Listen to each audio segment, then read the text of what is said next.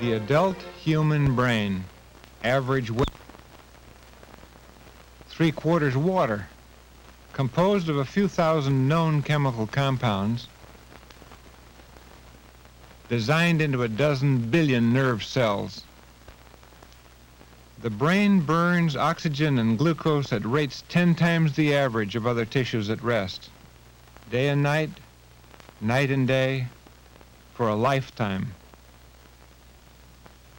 The human brain, site of trillions of electrical events and tiny jets of chemicals that signal messages between nerve cells, the control center of the body, the storehouse of memories, the seat of consciousness. Awesome in function, yet after 3 centuries of increasingly intensive study, still largely unknown. At the University of California, San Diego, 2 new techniques for exploring brains have been developed. The first is Cine Morphology. By means of Cine Morphology, thousands of sections of a brain are photographed and displayed in smooth succession.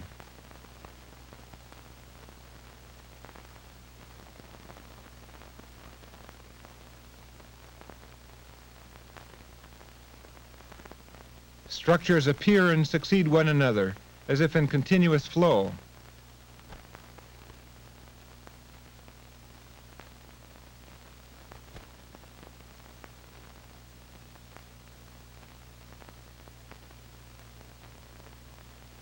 Blood vessels can be injected to trace the details of the vascular plan. Cine Morphology on frozen brains permits staining that will distinguish white and gray matter. To achieve these unique records, a fixed brain is first embedded in plastic.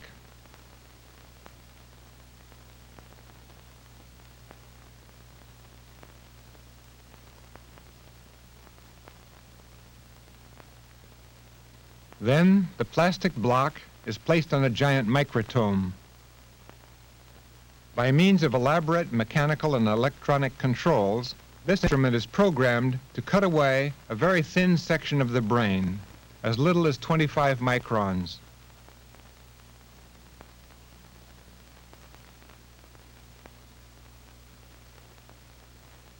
Following each cut, the brain is automatically moved in front of a motion picture camera.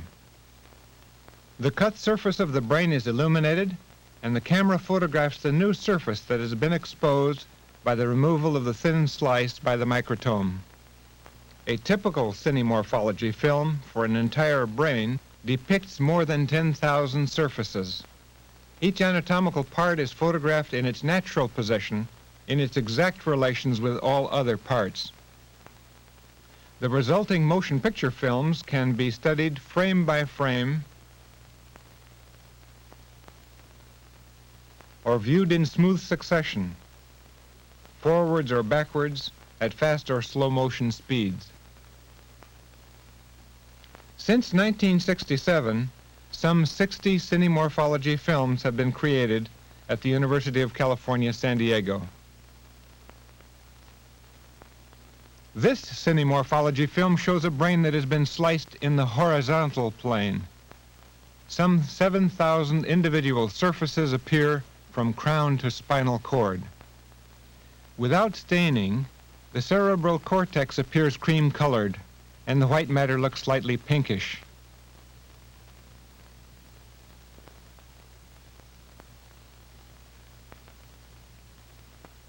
The cine microtome is now cutting through the corpus callosum, a dense bundle of fibers which bridges between the two cerebral hemispheres. On each side appear the two lateral ventricles. The basal ganglia, which contribute to posture and locomotion, now emerge. Then the thalamus surrounding the third ventricle.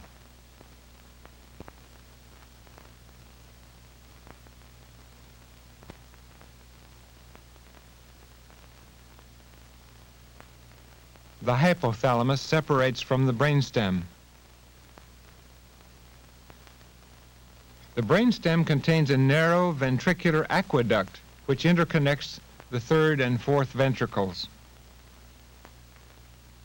The cerebellum reveals its beautiful fan-like structures.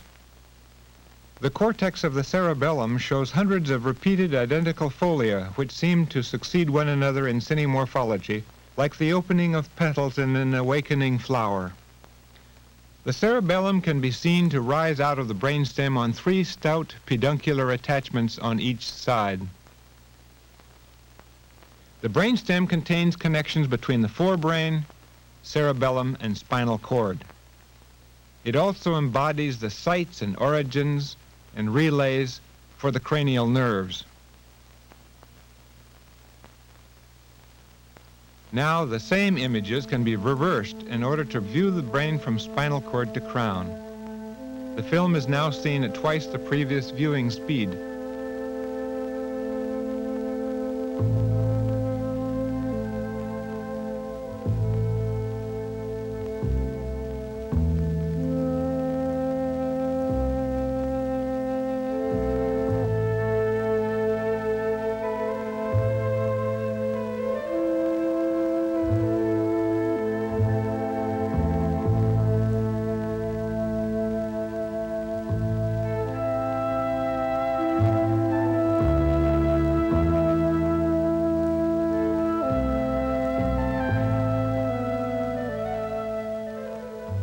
Cine Morphology has revealed that every brain is found to be unique, just as our faces are.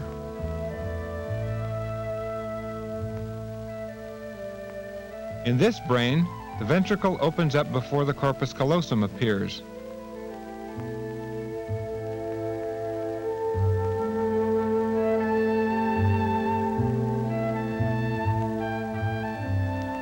In this particular brain, the thalamus is comparatively squared off and not so smoothly rounded as in most other brains. The form of the cortex, the shape of each individual nucleus, the configuration of each functional system, all are each recognizably somewhat different in one brain from any other. A second technique for studying the brain, also developed at the University of California, San Diego, converts cine morphology films to computer graphic display. Individual frames of cine morphology films are projected onto large sheets of paper, and any desired structures of the human brain are then carefully traced.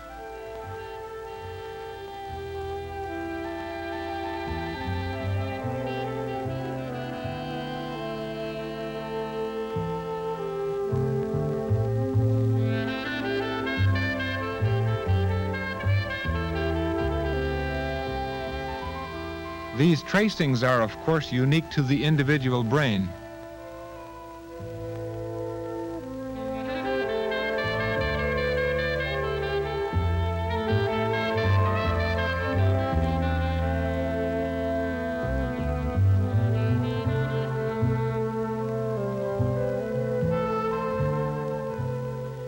Each of these tracings is placed on a special easel.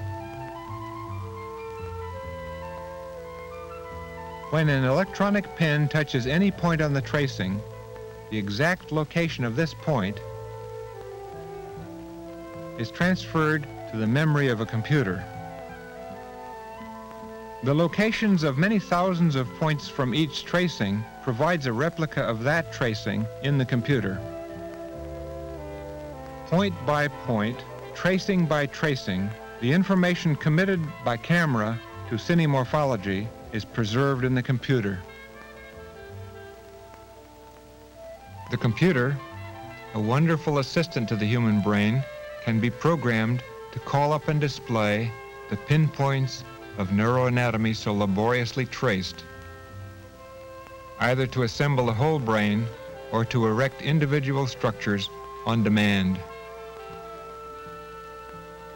Ideas generated in the brain of the programmer, excited by that nimble process called imagination, transferred by nerves to muscles, to finger movements, to the electrical mechanical complex of the machine, interact dynamically within the computer. The hand of the programmer and the calculations of the computer enable the human eye to visualize brain structures as they have never been seen before.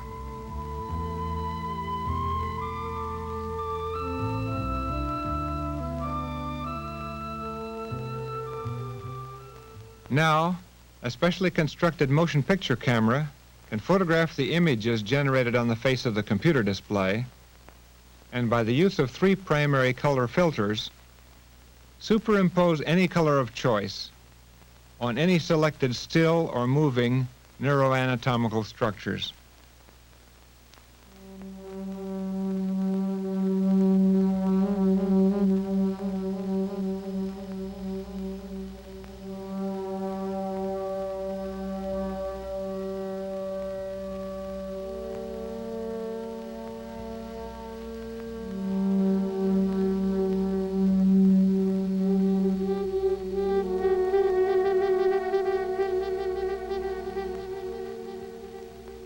Here the cerebral ventricles are shown in blue. They represent the cephalic elaboration of the original neural tube around which all of the structures of the brain are organized during embryogenesis. The 2 lateral ventricles penetrate each lobe of the cerebral hemispheres. The rounded anterior horns of the lateral ventricles reach into the frontal lobes. The posterior horns occupy the central axis of the occipital lobes. The temporal horns curve beneath to invade the temporal lobes. The lateral ventricles connect by narrow channels with a single midline third ventricle. In this particular brain, the third ventricle has a hole in its central region, another of the many variable features of construction of the human brain. The third ventricle connects through a still narrower channel, the cerebral aqueduct, with the fourth ventricle.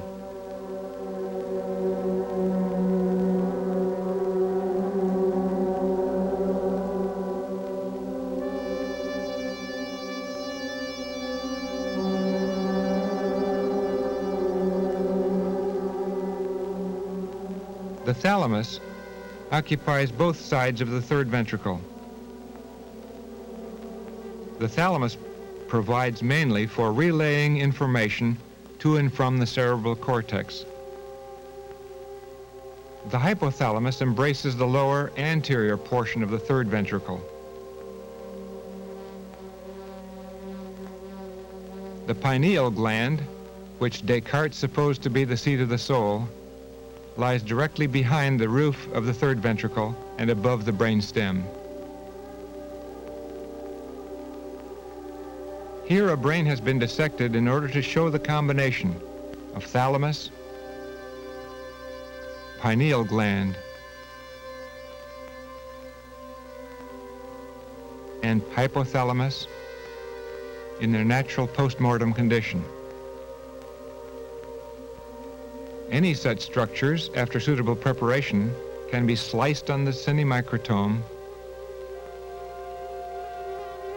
photographed, traced, digitized, and programmed into the computer.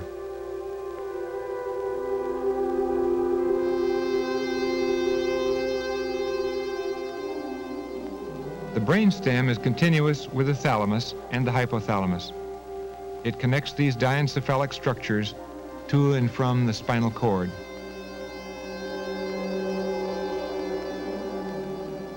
One of the major motor control systems of the brain is called the basal ganglia.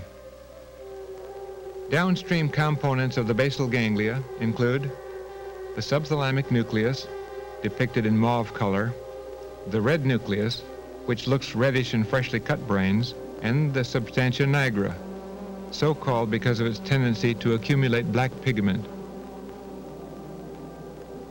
Here it appears white in orientation among other structures.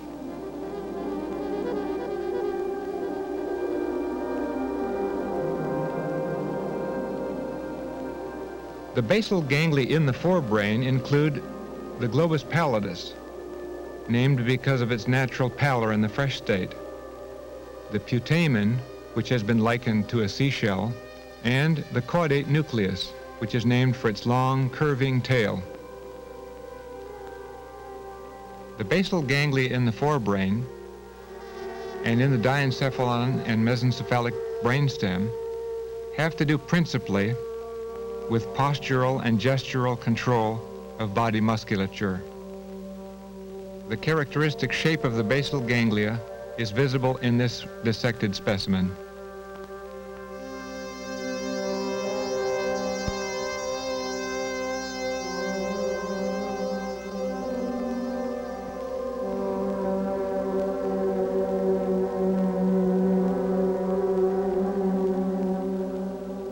The basal ganglia receive projections from all regions of the cerebral cortex, which activate mainly the putamen and caudate nuclei.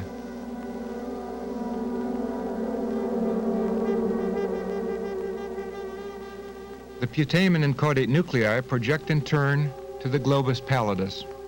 The globus pallidus sends projections to and receives impulses from the subthalamic nucleus.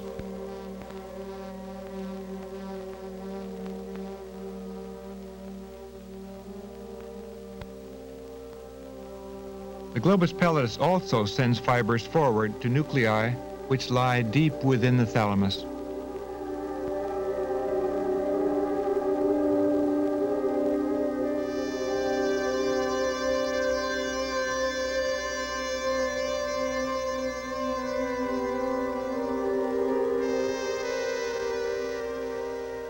From the thalamus, impulses are relayed up to the motor cortex.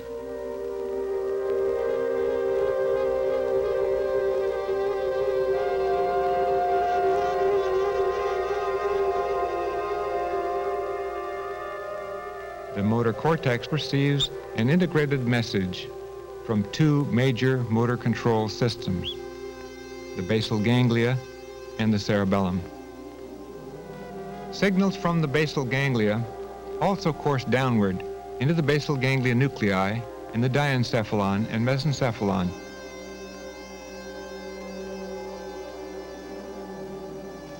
The subthalamic nucleus, the red nucleus, and the substantia nigra.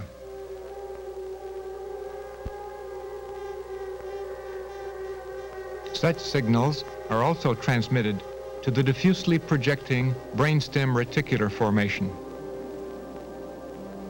The cerebellum, the so-called little brain, sits on stout stalks which arise from the brainstem.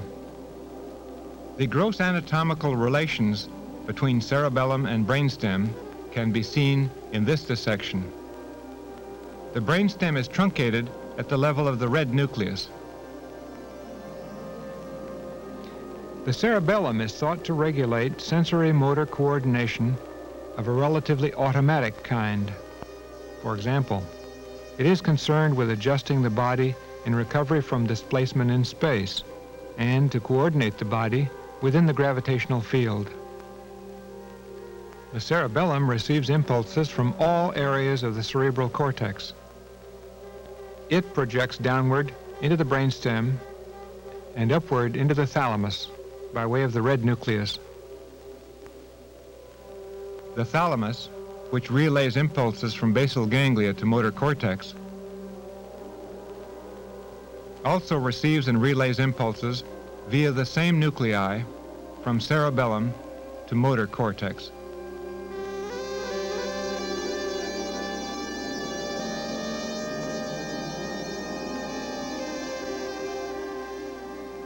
The limbic system governs visceral functions, It is generally considered to be the seat of emotional experience and emotional expression.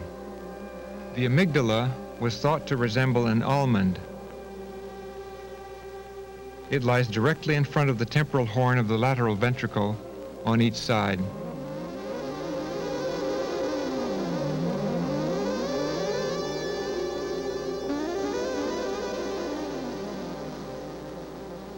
The hippocampus, shown in purple, looks like a seahorse lying in the floor of the lateral ventricles.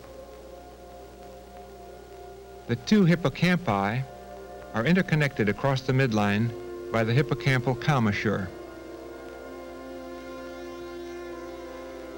Each hippocampus gives rise to a distinctive bundle of fibers, the fornix, here yellow-orange.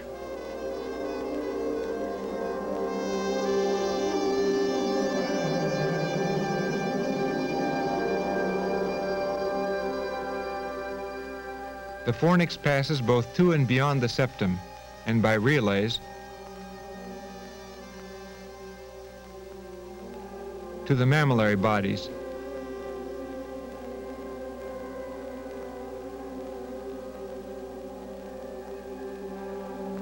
In the posterior part of the hypothalamus.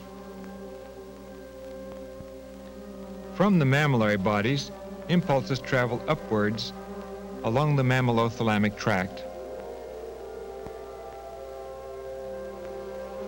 This tract connects the mammillary bodies with the anterior nucleus of the thalamus bilaterally.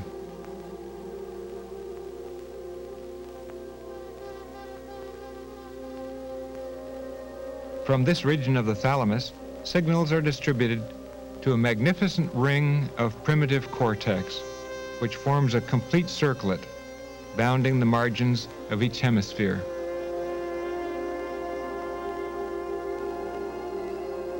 The limbic system consists, then, of an array of cortical and subcortical gray matter structures that ultimately project to the anterior superior portion of the brainstem.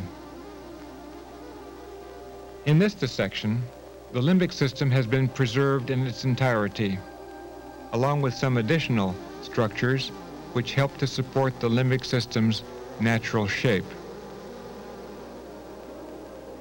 The amygdala receives olfactory signals.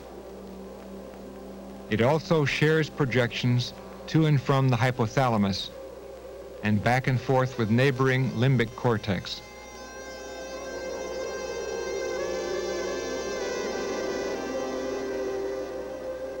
The hippocampus also connects with the hypothalamus and with the local limbic cortex. It receives visual, auditory, and somatic sensory input. The hippocampus also receives signals from the hypothalamus and from the brainstem. These signals relate to bodily needs. The thalamus plays a very involved role by interacting with all regions of the cerebral cortex and conveying to the cortex the outcome of activities in such systems as the basal ganglia and the limbic system. One of the main outputs of the hippocampus is by way of the fornix to the septum and via additional relays to the mammillary bodies. From the mammillary bodies, impulses travel to the anterior nucleus of the thalamus and on from there to the bordering rim of limbic cortex.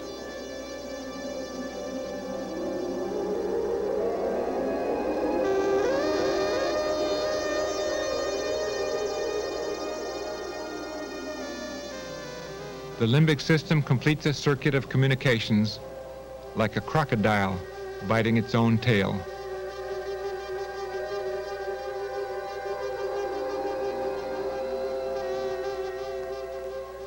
The limbic system and the basal ganglia fit intimately together. Both of these distinctive functional systems are neatly packaged within each cerebral hemisphere.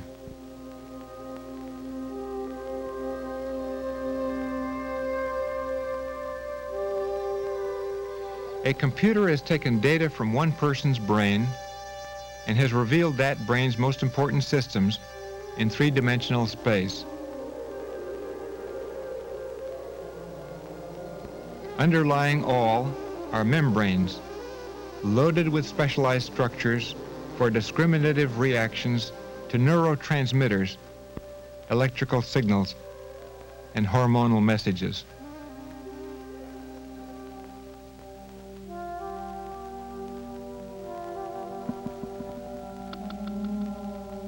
We do not yet know why the anatomy of the brain is so different from one person to another.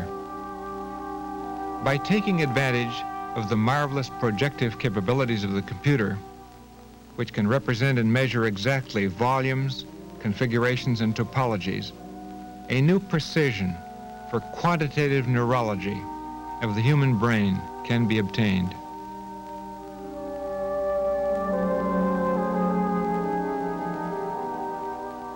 Mankind needs to know a great deal more about the human brain, not only at the biochemical and cellular levels, but also at the level of quantitative comparisons relating to the sizes and the topologies of human brain structures. Cine Morphology, aided by the computer, can now provide an exciting opportunity to explore many aspects of what makes humankind human.